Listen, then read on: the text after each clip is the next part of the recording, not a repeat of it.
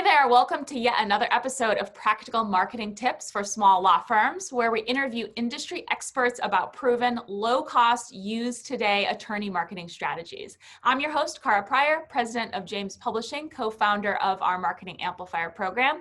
As most of you know, I really spend most of my time strategizing with lawyers on how to improve their marketing ROI, that return on that sort of ever so precious marketing investment. That's what we like to stay laser focused on. So, like we always do, let's get right down to business. We have a great guest today. I'm really excited to welcome John Hinson from law firm marketing agency Spotlight Branding.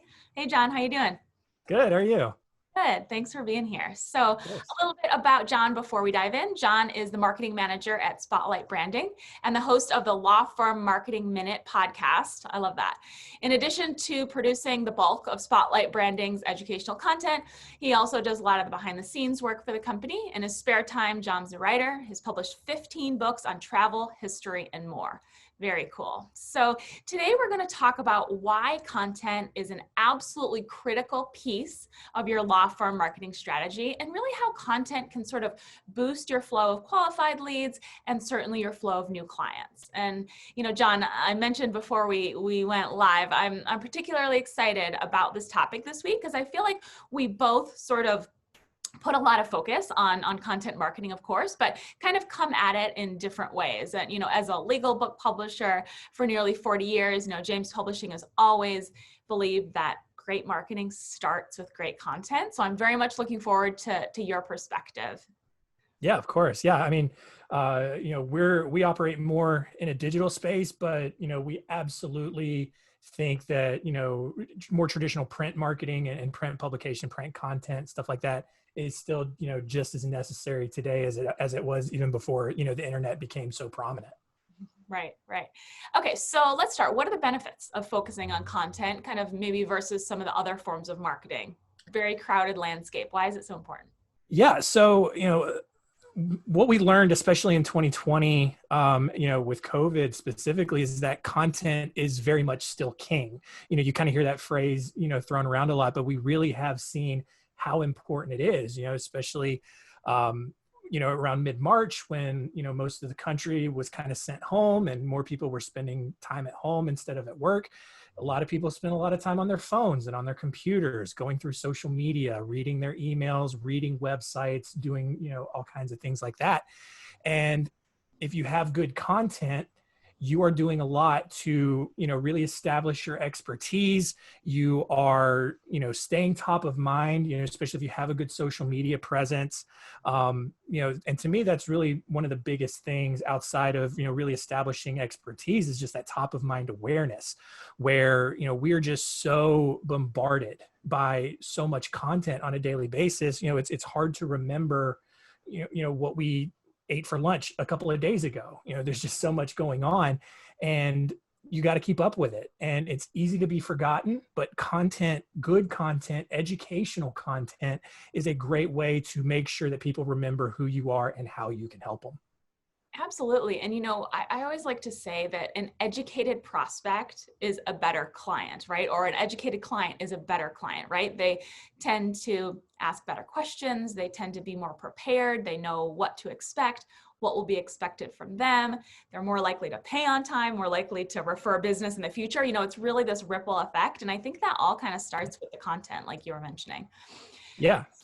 So what's kind of the key to success with content? The biggest thing is consistency. I have seen a lot of attorneys who, you know, especially, you know, at the start of a year, they make this big commitment to doing content and they'll start blogging or they'll start posting daily on social media. And then by February or March, like every other New Year's resolution, we kind of just forget about it. And that doesn't look good. You know, someone goes to your website, they see blogs that are 2-3 years old, or they go to your firm's Facebook page and you haven't posted in several months. It's not a good look, but at the same time, that consistency is what's really key to keeping your message out there to, you know, again, going back to that top of mind awareness, making sure that you continue to stay top of mind so that the leads that you get and any other, you know, any other people in your target market or in your community can continue to learn about you. So yeah, I think for me, consistency and just staying top of mind is the biggest key to success when you are focusing on content with your marketing. Yeah, how do you recommend? I mean, I agree with the consistency, absolutely, right? Kind of creating this systemized, coordinated approach to content generation, I think is important. But, I'm sure you hear this all the time. I hear all the time from attorneys, I don't have the time. How do I fit this into, I'm dealing with pressing client matters, I'm dealing with managing my team, managing my staff. What kind of advice do you have for attorneys who just say, okay, I understand consistent content creation is important, but where can what's going to give basically? Yeah, well, I mean, the simple answer is to hire a marketing company like you guys or us. But no, if for other firms out there who may not have a bigger marketing budget, who may feel like they can't afford to hire a marketing vendor, honestly, it seems daunting up front to have a consistent marketing presence or consistent content strategy. But we actually sat down over the summer and we kind of looked at it, and we found that you can actually take one piece of content and you can multiply it and turn it into, I think the number we landed on was close to 40 different pieces of content. Wow. And it's not as hard as it seems to do that. A quick example is, you can take your phone. The cameras on your phone are pretty high quality these days. You can record a video, 5 minutes maybe, not even that much. And you can take that video and you can do several things with it. One, you can use it as a piece of video content, but you can also rip the audio from that video. Now you have an audio file. Maybe you can form it into a short podcast episode. Maybe it's just another way to consume that content. You can get that video or that audio transcribed. Now you have a blog post. From there, you can disseminate those pieces of content across various social media platforms, and that multiplies that content. And all of a sudden, 1 5-minute video is a week's worth of social media content for your website, stuff like that. And you didn't spend a lot of time doing it. Absolutely. Repurposing content, I think that's the greatest advice. It's not each piece, each post, each piece of material doesn't need to be unique, right? It doesn't need to be brand new. It doesn't need to be something that you're, dedicating hours and hours to creating. So I love that advice. Also, you could block out some time, maybe at the beginning of the month or whenever you have some time, and knock out, record a bunch of videos, sit down and maybe answer some common questions that you get from clients. And then you have, a month or so worth of content, and you're not, trying to find that time throughout the month where, things get busy too. Right. Yeah. And if you stay consistent with it, you'll start attracting the right kind of people and the right kind of cases that you want to work with. And all of a sudden, now your revenue is growing. Now you can delegate that marketing work, and maybe you won't want to. Maybe you'll find that you enjoy doing it. But the ultimate goal is to at least for us, is just to get clients to a point where they can keep delegating, keep building that free time, so that they can enjoy doing what they really want to do, where they can just spend their time focusing on the type of legal work they want to do, so they don't have to deal with all the other noise that comes with running a firm, whether it's the marketing stuff or even some of the other back end stuff like finances, HR, office management, anything like that. Yeah, absolutely. And I think that dovetails nicely into what kind of content should attorneys be creating. I think that's kind of the big question, right? So I know content's important. I know I should be shooting videos. I know I should be writing, focus on the written word, but what should I be talking about, right? So what's your advice there? Yeah. So one of the biggest game changers that we've seen over the last couple of years involves how you are positioning your content and your message. So for many years, a lot of content was really focused on the attorney. It's, hey, this is the cases I won. This is how great I am. This is what I can do for you. But what we've seen is that the attorney, it's not about the attorney. The attorney shouldn't be the focus of the marketing message. It's all about the people they're trying to reach. The attorney is the guide that helps their clients through their legal trouble. There's a book by Donald Miller called Story Brand, and it is kind of the foundational philosophy for how we generate content for our clients, where the attorney is the guide. They are empathetic. They are demonstrating that they understand what the client is going through. And when you can make that sort of emotional connection with your audience, it makes your marketing so much more powerful, because you build that trust, and you just do so much better with that, because the client just better understands that you know what you're doing, you know how to help them, and they can trust you to get that job done. And so, when looking at it through that prism and the content that you're going to be creating, to your point, you mentioned it earlier, is just figuring out what your clients or what your audience's pain points are. What questions are they asking most often? What's keeping them up at night? What are they worried about? And when you do that, you open up a whole new world of content. You're not just posting current events or case results or anything like that. You're legitimately providing good, valuable, evergreen information that people can look back at months down the road and still get value out of, because you're still answering questions that people are going to have. Right, right. I mean, I tell attorneys all the time, put yourself in the shoes of your prospective client, right? They're looking to hire an attorney who they don't know anything about, or, they've never met, to handle a pretty serious legal issue that they don't know much about. So there's a lot of apprehension. There's a lot of questions, right? So when the attorney can be there as that guide, conveying their caring, certainly kind of describing their approach, definitely answering those common questions. I mean, attorneys, they know, better than anyone the common questions that you get from prospects and new clients. Take a second, list all of those questions that you get, and then tick them off one by one. Shoot a video, write a booklet. It doesn't need to be anything fancy. Write a blog post, certainly. And really kind of start to address those. But I think you're right, providing value, educational materials, that's a must. You can't just be talking about yourself, even when we're talking about kind of every phase of the client life cycle. So certainly for prospective clients, right, we're trying to educate them, distinguish ourselves, really, convey that we're ready to help. New clients, how do you welcome them aboard with content, right? How do you describe what the process will look like, what will be expected of them? And then past clients, keep in touch with a newsletter, really. And I like what you said, John, like none of that should be about the attorney necessarily, right? I mean, it's still about at every phase providing that value and that additional, that additional help. Yeah, for sure. Yeah, and it works across every practice area. I mean, we've worked with almost every practice area you can imagine, and the way that content is positioned absolutely works regardless of what part of the cycle that a person is in, whether it's a lead, a cold lead that's just kind of doing some exploring, or to your point, it's a past client where, for example, an estate planning attorney who writes up a basic will for someone, if their content focuses on, how a certain trust can help somebody, that past client could be like, oh man, maybe I need to do that. I'll reach back out. And now you have repeat business from those people.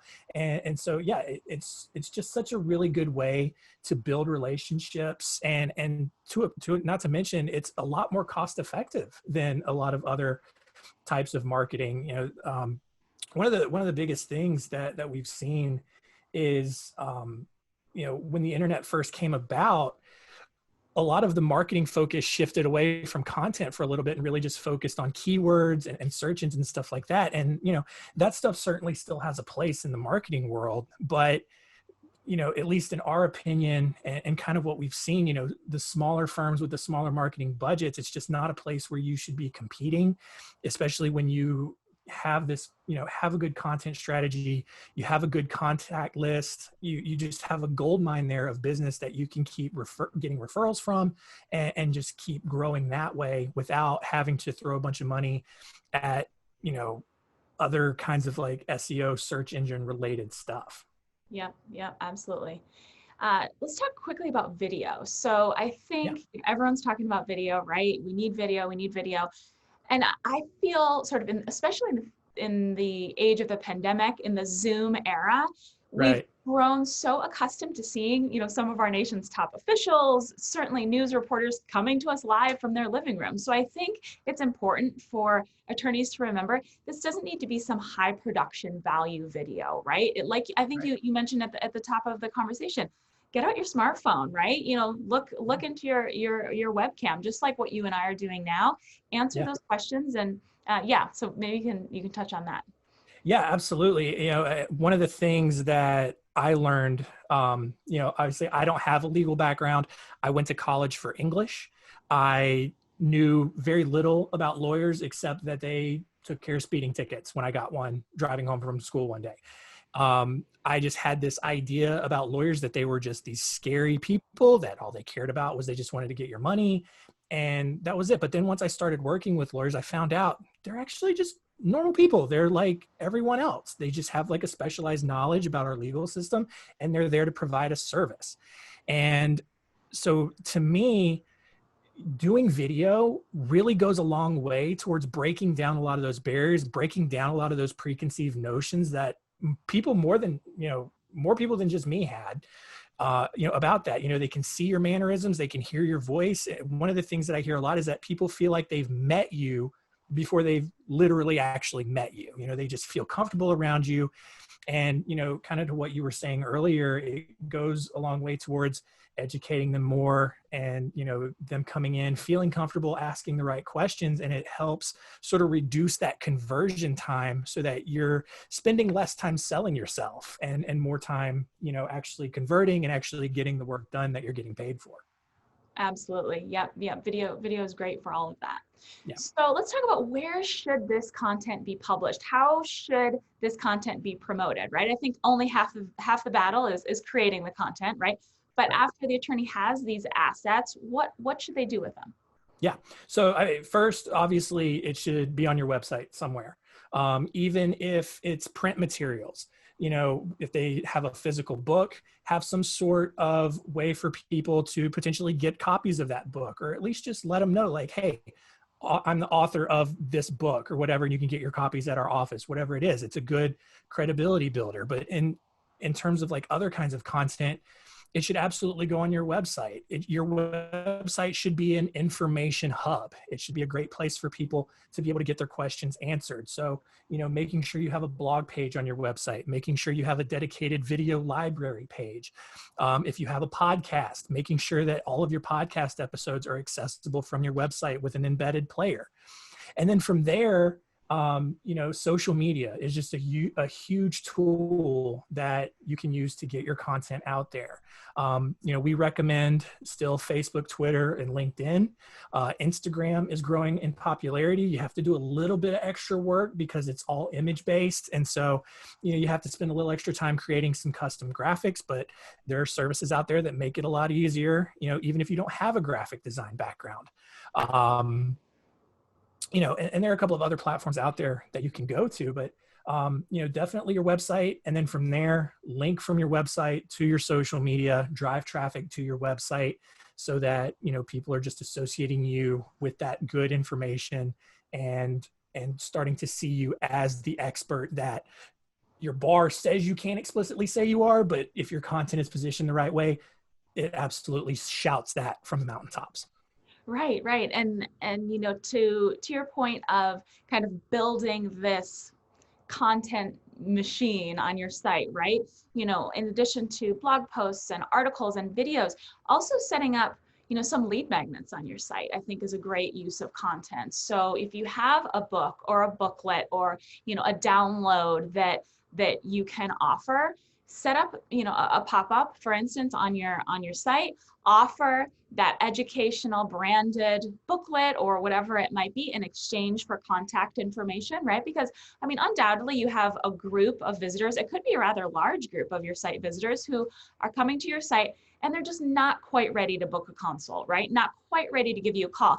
They're looking to gather more information, like we've been saying, looking to get their questions answered. So those folks would otherwise leave without a trace, right? Even if they came and read a blog post, we wouldn't, necessarily know that they were ever there. So if you offer, if you do what, we kind of call gate the content, if you in exchange, require contact information in exchange for delivery of that content, that allows you to nurture that lead along, put them into an ongoing kind of drip sequence, and again, convey your caring until they are ready to sign or book a meeting with you. Yeah, absolutely. Yeah. And I mean, and we could get into a whole hours long discussion about just building a whole marketing system with that. But yeah, to your point, I mean, getting that lead magnet, and even any other sort of campaigns you do, whether it's like a paid ad campaign or however you're going to generate leads, you get them into your system. And if you have a good, consistent content strategy, you keep those leads sort of inside a little fence that you've created, and they just keep getting peppered with content. And again, it all goes back to that top of mind awareness. You become literally unforgettable until they just forcibly remove themselves, whether it's unsubscribing or whatever it is. And you're just constantly peppering them with information, constantly warming them up until they get to that buying decision.